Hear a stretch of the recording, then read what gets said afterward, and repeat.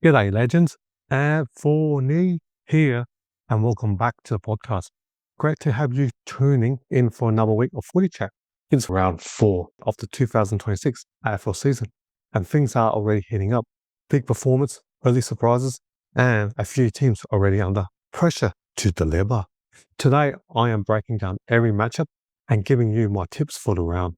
If you enjoy weekly AFL predictions, insight, and a bit of honest footy talk, make sure you follow or subscribe to the podcast.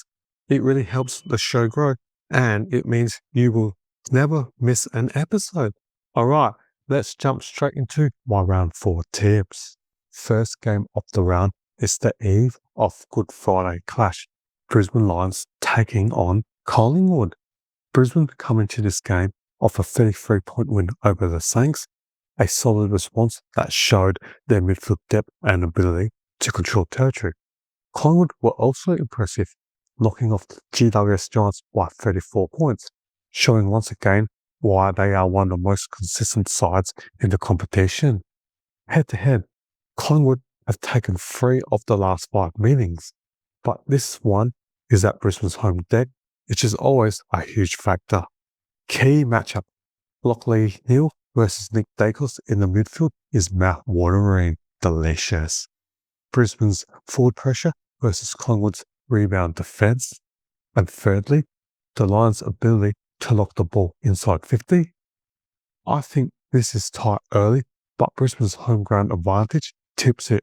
I'm going to tip the Lions by 11 points. Second game, which is on Good Friday, is between North Melbourne and Carlton.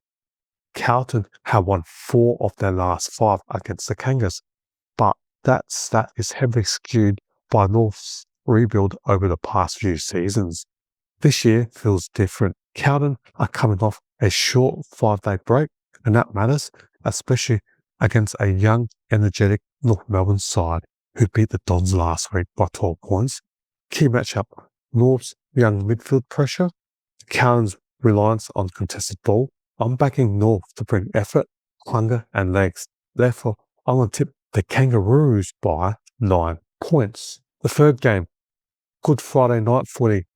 LA Crows hosting Fremantle Dockers.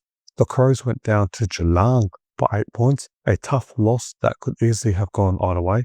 Fremantle, on the other hand, were dominant, smashing Richmond by 60 points and looking extremely polished. Fremantle have taken 4 of the last 5 against LA, but despite that, I am not overly confident here. Key matchup, LA's midfield bounce back, Fremantle's defensive structure. Thirdly, who controls the stoppage? This feels like a coin flip game. I will tip the Crows by 7 points in a very close contest, but with no confidence. Game 4, Richmond taking on Port Adelaide. Port have won their last 3 encounters against the Tigers and look far more settled structurally.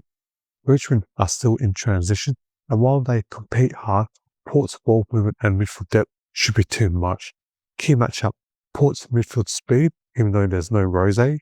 Secondly, Richmond's ability to defend transition and forward efficiency. Therefore, based on all these factors and matchup, I'm going to tip the power to beat the Tigers by 19 points. Fifth game, West Coast Eagles hosting Sydney Swans. This one's pretty straightforward based on recent history. Sydney have won the last 5 straight against the Eagles. Sydney travel well, they are disciplined, and they punish mistakes, something West Coast are still prone to. Key matchup, Sydney's forward pressure, West Coast defensive exits, and the midfield control. Therefore, based on these factors, I will tip the Swans to beat the Eagles by 18 points on the road in Western Australia. Game 6, Melbourne versus Gold Coast Suns. Melbourne have taken 3 of the last 5 games, but momentum matters, and right now, the Suns look seriously dangerous. Gold Coast speed, pressure, and scoring power could seriously challenge Melbourne's defensive setup. Key matchup, Gold Coast midfield burst, even though Petrarca is out, Melbourne's defensive intercept game, and transition scoring. Based on these, I'm going to tip Gold Coast Suns to easily win by 35 points on the road at the G. Game 7, we got Western Bulldogs versus Essendon. The Bulldogs are coming off the bye, while Essendon lost to North Melbourne by 12 points, and they start the season at 0-3. Have not won a game yet, the Dons.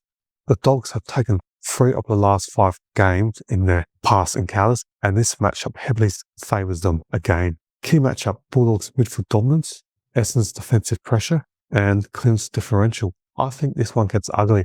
I'm going to tip the Doggies to smash Essendon by 48 points. The final game of the round, the Easter Monday Classic. Hawthorn vs Geelong. Hawthorn had the bye, whilst Geelong edged Adelaide by 8 points last week. Geelong have won the last 5 against Hawthorn, but streaks don't last forever. Key matchup: Hawthorn's fresh legs, Geelong's experience, and pressure across 4 quarters. This feels like the week the Hawks finally break through. Therefore, I want to tip Hawthorn to win by 8 points in a close one. The 2 teams with the bye this round are St Kilda Saints and GWS Giants. My round 4 tips are the Lions, the Kangaroos, the Crows, the Power, the Swans, the Suns, the Doggies, and the Hawks to all win their respective round 4 games. And that wraps up my round 4 tips for 2026.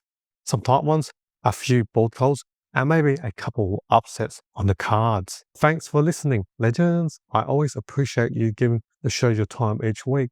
If you enjoyed the episode, don't forget to subscribe, drop a rating, or share it with a mate who loves their footy as much as we do.